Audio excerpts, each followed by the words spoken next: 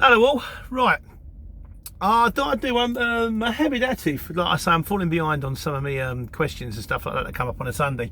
But he made a comment a little while ago and he said, I can't see how you can make money on a small van on a CX, charging like 50p to 65p a mile. And I'm inclined to agree with him, as I've said all the way through. Your best van is a Luton curtain side with a tail lift, because you can do pretty much all the jobs beneath that. If you get a long wheelbase job, you can still do it. You know, there will be certain ones you can't do. Requires minimum height restriction, requires a flat bed, has to get into a car park. But on the whole, you can do pretty much every job without getting involved with the aggravation of the ministry. Having said that, I'm very pleased that I've got involved with the aggravation of the ministry, because I'm now running in the truck. I like the truck. It's got more space, the bed.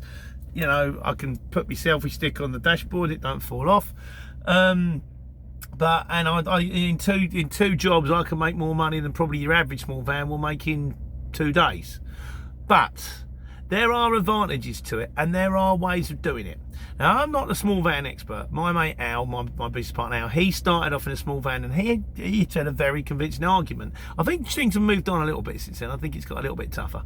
But he said, I can get a job like local going down to Cardiff in a small van, and I can get like 120, 150 quid for that job.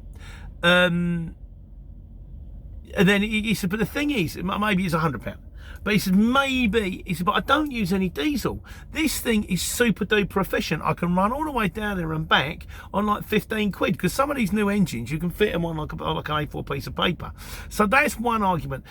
Sometimes you may end up going distance and coming back empty, but you'll still get a day's wage, no particular aggravation, and your costs are a lot lower. Also, there is a possibility that you'll get one on the way back, or even some on the way back, just to cover your diesel. So that's one way of doing it. Another way of doing it is the fact that one of my guys did once, and he was very, very lucky. And this never happens. This is like the pearl, this never happens. But he got a job going from, I think it was kind of London to Newcastle, which earned him like 120 quid.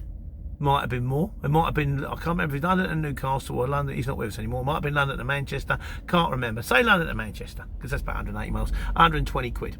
Then when he got up there, a job pinged up coming back, and it was, say Manchester, down to London. Rung him up, another 120 quid, thanks very much. Then another job pinged up. It was 5 minutes from where he was. The guy said, right, okay, it needs collecting now, but it doesn't get dropped off until 10 o'clock tomorrow morning.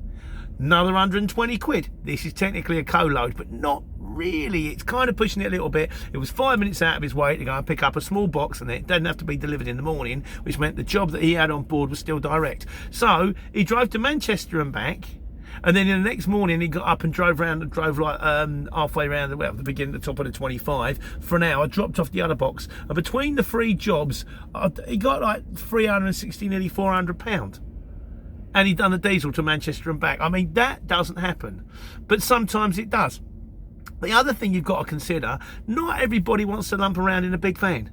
Some of the guys I know, a lot of them have got out of trucks because they're just fed up with trucks. And I think there is a difference between, I'll do a video on this one day, a difference between driving a lorry for someone else and driving a lorry for yourself. Because, you get the full financial benefit if you're doing it for yourself. But, and you get what I call the Uncle Alberts. You get the guys where I've done it before, where I've gone to BMW and I've pulled in just because I was local. It was only a little job and I thought it's only around the corner. I'll get it off quickly. It's a few quid.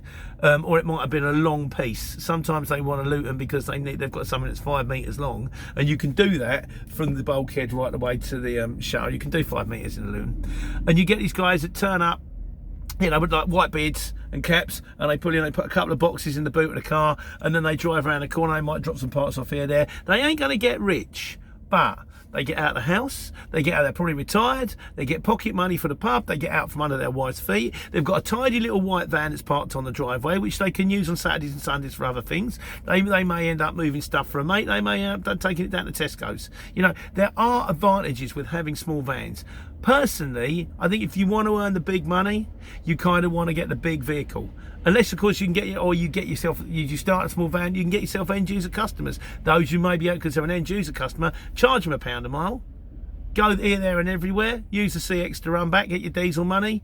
You know, you can do it in a small van. You're not going to be, you know, you ain't going to be Mark Zuckerberg on this one. You ain't going to be Richard Branson, but you can get a living. You can have a tidy van. You can keep your overheads low. There are advantages. Like I say, would I recommend it? For me, no. I like the bigger vehicles. I like the truck. I like the ease of jobs. I like the forks on, forks off. But then again, that's the other advantage. And also, you've got to bear in mind one other thing that I should state at the moment. A lot of long wheelbase jobs are selling for like 75p a mile. Now they've got the disadvantage with a handball, the disadvantage with, you know, you're more likely to have to lump it upstairs or lump it, you know, lump a load of gear. A small van at 65p a mile versus a long wheelbase at 75p a mile. But a small van being more economical, easy to park, worth considering. Personally, I think the big vehicles. But I'll be intrigued to know what you guys think. Please leave a comment, and we'll do it on a Sunday Q&A. Saturday Q&A this week, I want to try and make note of what I've done in the truck. So in the meantime, I am on my half-an-hour break at Cobham Services. I like Cobham Services.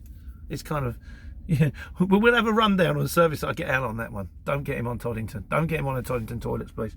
But yeah, so I'm at Toddington Services, and I'm going to be here for the next 10 minutes. And then I'm off to Japan Airways, and then I'm off home. One for the morning, and yeah, taking care and taking money.